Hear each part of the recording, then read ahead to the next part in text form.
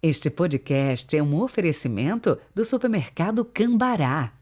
43 3325 7755, Londrina, Paraná.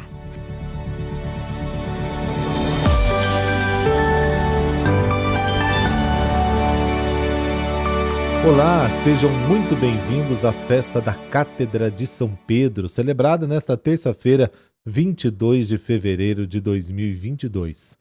Por isso, a cor litúrgica de hoje é o branco, e o pensamento é de São Rafael Barão, que dizia o seguinte: que grande é a alegria de viver quando se tem a Deus, só a Deus. Pelo sinal da Santa Cruz, livrai-nos Deus, nosso Senhor, dos nossos inimigos. Concedei, ó Deus Todo-Poderoso, que nada nos possa abalar, pois edificastes a vossa igreja sobre aquela pedra que foi a profissão de fé do apóstolo Pedro. Amém.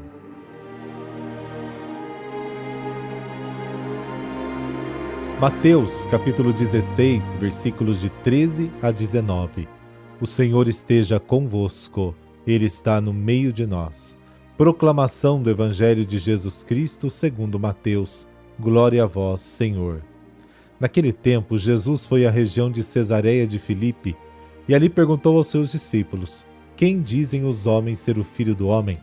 Eles responderam: alguns dizem que é João Batista, outros que é Elias, outros ainda que é Jeremias ou algum dos profetas.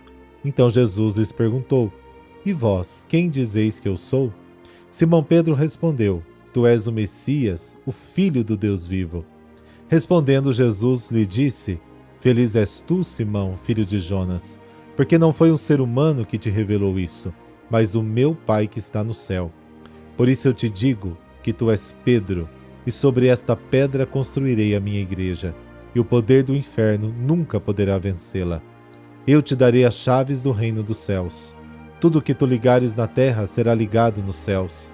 Tudo o que tu desligares na terra será desligado nos céus. Palavra da salvação.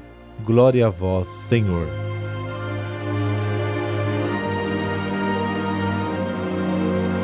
O Evangelho de hoje nos apresenta 3 pontos: a opinião do povo em relação a Jesus, a opinião de Pedro em relação a Jesus e a resposta de Jesus a Pedro. E vamos começar com a opinião das pessoas sobre Jesus. As respostas são as mais diferentes: João Batista, Elias, Jeremias, alguns dos profetas. Ainda hoje, a variedade de opiniões sobre Jesus é grande. Agora, a opinião de Pedro a respeito de Jesus vem quando o próprio Jesus pede a opinião dos discípulos. Pedro torna-se o porta-voz e diz: tu és o Cristo, o Filho do Deus vivo. Mas essa resposta não é novidade. Antes, os discípulos já haviam dito a mesma coisa, Mateus capítulo 14. No Evangelho de João, a mesma profissão de fé feita por Marta, João capítulo 11, significa que as profecias do Antigo Testamento se cumpriram em Jesus.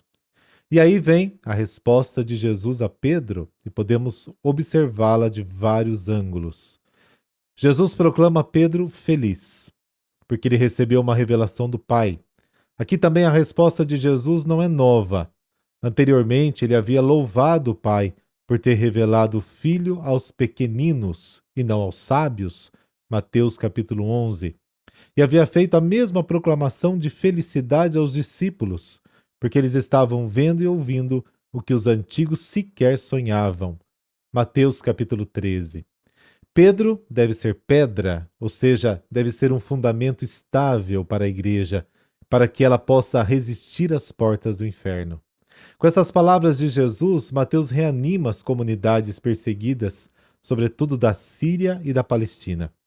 Mesmo que fracas e perseguidas, as comunidades têm uma base estável, garantida pela palavra de Jesus. A pedra, como base da fé, evoca a palavra de Deus para os exilados. Ouçam-me vocês que estão em busca de justiça. Vós que buscais ao Senhor, olhai para a rocha de onde fostes cortados, para a pedreira de onde fostes extraídos.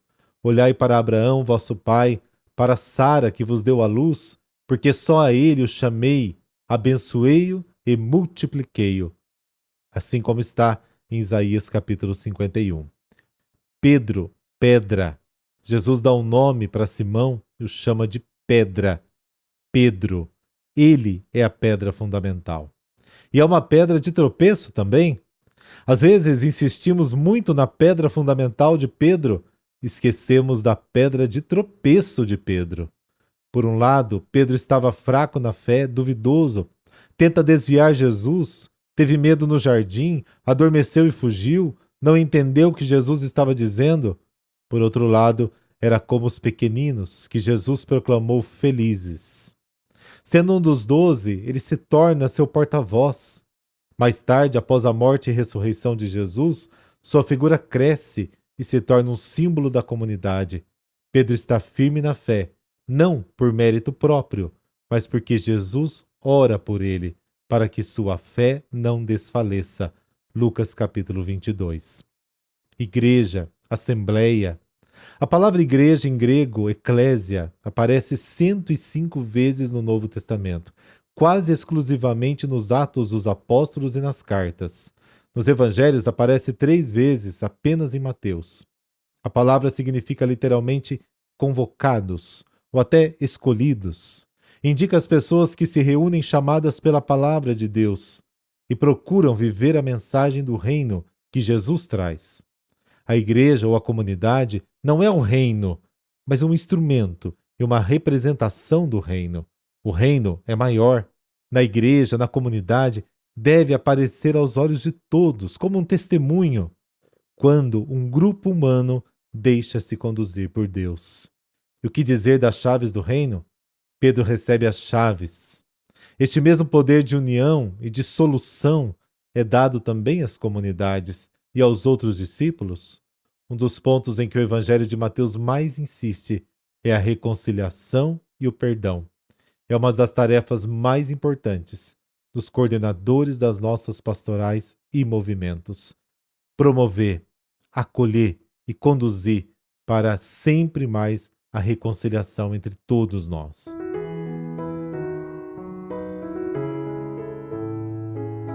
E hoje a igreja celebra Santa Leia. Muito poucos são os registros sobre esta santa. Era uma jovem viúva cristã, recusou-se contrair segundas núpcias com um rico nobre romano, desistindo de uma vida de luxo e riqueza para aderir às primeiras comunidades cristãs. São Jerônimo, organizador das comunidades dessa época, foi acusado de atrair Leia e outras viúvas para o cristianismo. Exilou-se então em Belém. Ao saber da morte de Leia, Jerônimo escreveu uma carta sobre a vida dessa viúva e este é o único documento que temos sobre ela. Segundo São Jerônimo, Leia consagrou-se à vida religiosa, tornou-se madre superiora e com seu exemplo de humildade, oração e serviço, testemunhou seu amor a Cristo. Passou a vida envolta em vestes simples e gastava horas em profunda oração. Nunca fez nada que lhe servisse de vanglória ou que lhe trouxesse benefícios pessoais. Sua vida era em seu quarto, pequeno no espaço, mas grande como local de louvor a Deus. Ali ela tinha tudo o que precisava. Nada lhe faltou por ter trocado uma rica mansão pela singeleza de um monastério. Ao contrário, sua grande riqueza foi a coroa da santidade que perpetua até hoje sua memória entre nós. Senhor Jesus, vós nos disseste: eu vim para servir e não para ser servido. Rogamos pelo exemplo de Santa Leia, que embora fosse superiora, colocou-se como escrava das outras religiosas. Saibamos também nós encontrar alegria em servir e sempre exercer a verdadeira caridade. Amém. Abençoe-vos o Deus Todo-Poderoso, Pai, Filho, Espírito Santo. Amém. Boa terça, até amanhã.